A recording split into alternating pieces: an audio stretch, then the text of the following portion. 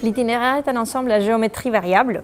L'ensemble a été fondé en 1973 par les compositeurs de l'école spectrale, Griset, Murail, Lévinas, Dufour, Tessier. Ce qui veut dire que nous avons aujourd'hui à la fois la chance et la responsabilité de défendre cet héritage tout en étant tourné, bien évidemment, vers la jeune création, vers les jeunes compositeurs, vers ce qui se passe aujourd'hui. L'idée de ce projet américain avec l'ensemble ICE, International Contemporary Ensemble, était de montrer les influences, les traces qu'ont pu laisser sur les compositeurs américains d'aujourd'hui la musique des pionniers de la musique spectrale, et notamment Gérard Griset et Tristan Murail, qui ont tous les deux enseigné aux États-Unis. Pour cela, donc, le programme a été construit autour de Gérard Griset, de périodes pour les concerts américains et de partiels pour les concerts français. Et autour, donc, une pièce d'Ashley Fury, une jeune compositrice américaine, et une commande passée à Christopher Trapani, qui lui-même a été étudiant de Tristan Murail. C'était passionnant pour nous de pouvoir échanger avec les musiciens d'ICE, et c'était aussi très enrichissant et très rare et précieux pour nous de pouvoir faire évoluer ce programme, l'interprétation, de pouvoir mûrir finalement sur la durée de la tournée, c'est-à-dire sur un mois avec 4 ou 5 concerts aux États-Unis et en France, ce qui finalement est assez rare de pouvoir reprendre les projets, les programmes autant de fois en concert.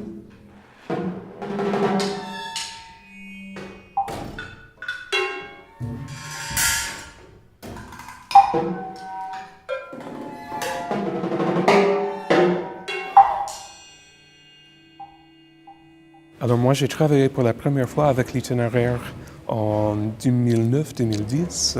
Ce sont des gens qui ont une connaissance de la musique spectrale, de la musique microtonale, qui est en vrai la raison pour laquelle je suis venu en France pour la première fois. Et il faut dire aussi que mes liens avec l'itinéraire s'étendent au-delà de mon temps en France, parce que j'ai quitté la France en 2010 pour aller aux États-Unis étudier avec Tristan Murail. La pièce qui va jouer ce soir s'appelle Polychrome.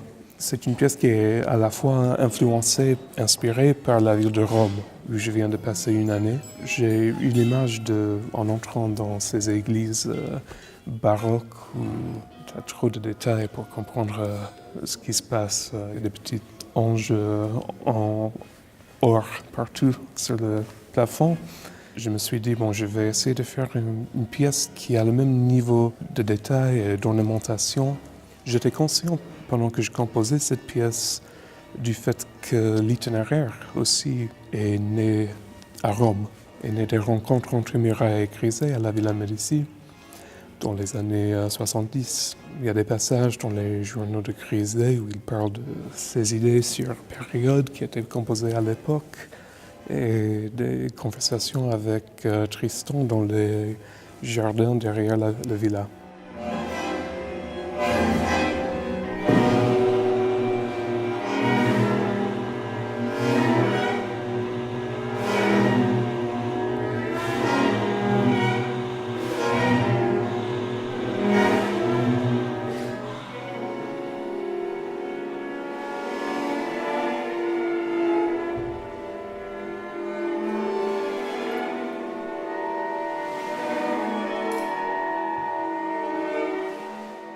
Les compositeurs qu'on défend à l'itinéraire, c'est des compositeurs qui ont surtout une idée du son. C'est des compositeurs qui composent le son. C'est-à-dire qu'ils ont une pensée musicale qui est directement axée sur le timbre. Alors évidemment, ça peut prendre plein d'aspects différents. Ce n'est pas seulement des compositeurs spectraux ou de la mouvance spectrale, ce serait réducteur. Mais par contre, ce sont des compositeurs qui vont pouvoir permettre à l'itinéraire de travailler son son d'ensemble. C'est-à-dire un son qui est fait d'une recherche de la fusion entre les différents instruments, mais une fusion un petit peu particulière, une fusion qui est effectivement sur ce lien entre l'harmonie et le timbre. Et ça, on ne l'a pas chez tous les ensembles. Comme on dit, harmoniser un orgue, une recherche d'harmonisation de tous les sons ensemble pour qu'ils soient dans la même résonance, en fait.